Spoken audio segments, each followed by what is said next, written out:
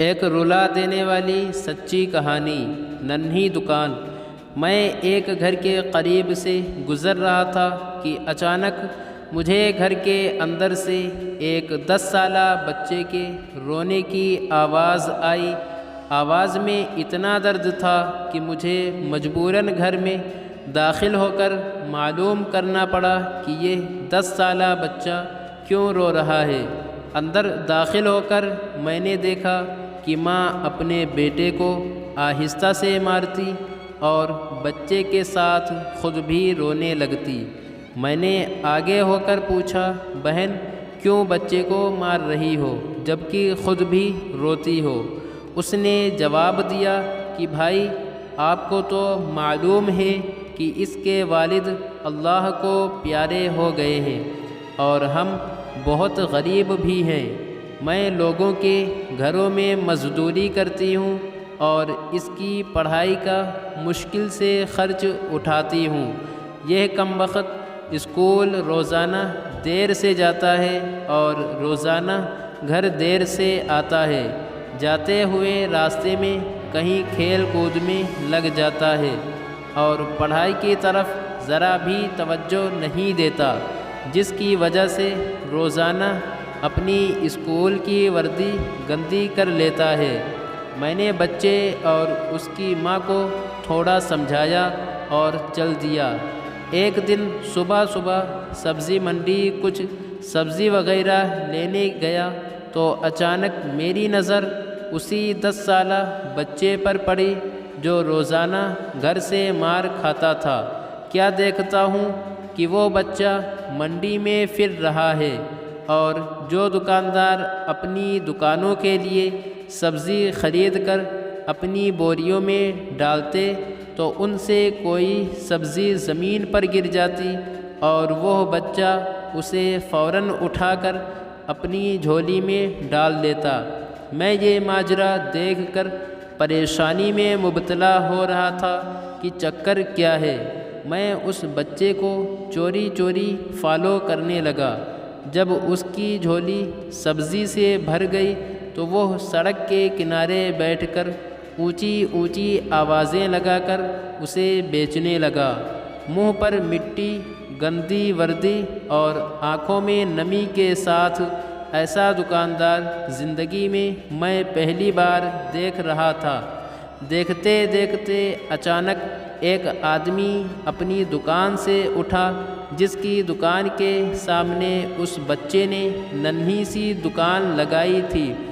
اس شخص نے آتے ہی ایک زوردار پاؤں مار کر اس ننھی سی دکان کو ایک ہی جھٹکے میں ساری سڑک پر پھیلا دیا اور بازو سے پکڑ کر اس بچے کو بھی اٹھا کر دھکا دے دیا۔ ننھا دکاندار آنکھوں میں آنسو لیے دوبارہ اپنی سبزی کو اکٹھا کرنے لگا اور تھوڑی دیر بعد اپنی سبزی کسی دوسری دکان کے سامنے ڈرتے ڈرتے لگا لی۔ بھلا ہو اس شخص کا جس کی دکان کے سامنے اب اس نے اپنی ننھی دکان لگائی۔ اس شخص نے اس بچے کو کچھ نہیں کہا۔ تھوڑی سی سبزی تھی، بہت جلد ہی فروخت ہو گئی اور وہ بچہ اٹھا اور بازار میں ایک کپڑے والی دکان میں داخل ہوا اور دکاندار کو وہ پیسے دے کر دکان میں پڑا اپنا اسکول بیگ اٹھایا اور بنا کچھ کہے اسکول کی جانب چل دیا۔ میں بھی اس کے پیچھے پیچھے چل رہا تھا۔ جب وہ بچہ اسکول گیا تو 1 گھنٹہ دیر ہو چکی تھی، جس پر اس کے استاد نے ڈنڈے سے اسے خوب مارا۔ میں نے جلدی سے جا کر استاد کو منع کیا کہ یتیم بچہ ہے، اسے مت مارو۔ استاد فرمانے لگے کہ سر یہ روزانہ 1 گھنٹہ دیر سے آتا ہے، میں روزانہ اسے سزا دیتا ہوں کہ ڈر سے اسکول ٹائم پر آئے اور کئی بار میں اس کے گھر بھی پیغام دے چکا ہوں۔ بچہ مار کھانے کے بعد کلاس میں بیٹھ کر پڑھنے لگا۔ میں نے اس کے استاد کا موبائل نمبر لیا اور گھر کی طرف چل دیا۔ گھر جا کر معلوم ہوا کہ میں جو سبزی لینے گیا تھا وہ تو بھول ہی گیا ہوں۔ حسب معمول بچے نے اسکول سے گھر آ کر ماں سے ایک بار پھر مار کھائی ہوگی۔ ساری رات میرا سر چکراتا رہا۔ اگلے دن صبح کی نماز ادا کی اور فوراً بچے کے استاد کو کال کی کہ منڈی ٹائم ہر حالت میں منڈی پہنچے، جس پر مجھے مثبت جواب ملا۔ سورج نکلا اور بچے کا اسکول جانے کا وقت ہوا اور بچہ گھر سے سیدھا منڈی اپنی ننھی دکان کا بندوبست کرنے نکلا۔ میں نے اس کے گھر جا کر اس کی والدہ کو کہا کہ بہن میرے ساتھ چلو، میں تمہیں بتاتا ہوں کہ آپ کا بیٹا اسکول کیوں دیر سے جاتا ہے۔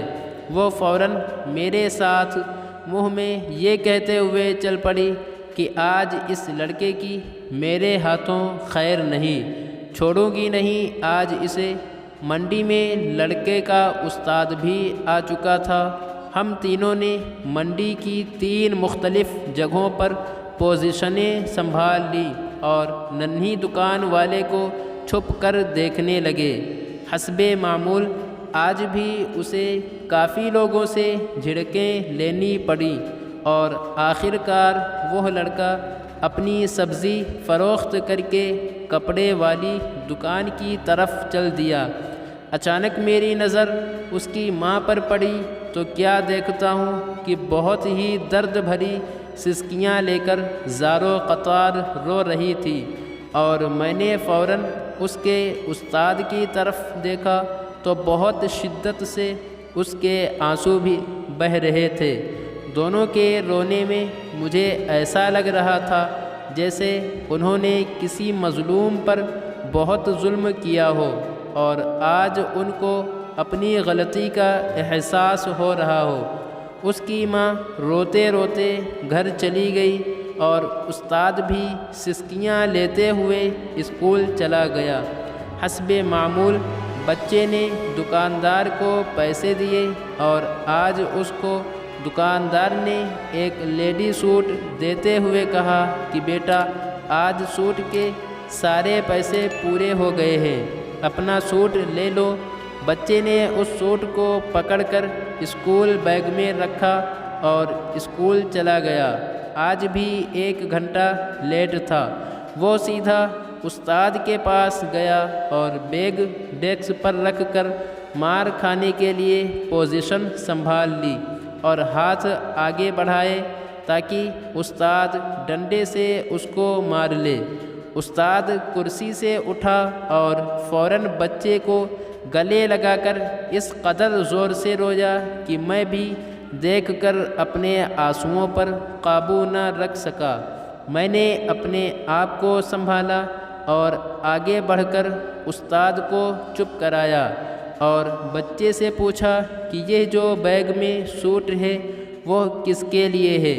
بچے نے جواب دیا کہ میری ماں امیر لوگوں کے گھروں میں مزدوری کرنے جاتی ہے اور اس کے کپڑے پھٹے ہوئے ہوتے ہیں، اس کے پاس جسم کو مکمل ڈھانپنے والا کوئی سوٹ نہیں ہے، اس لیے میں نے اپنی ماں کے لیے یہ سوٹ خریدا ہے۔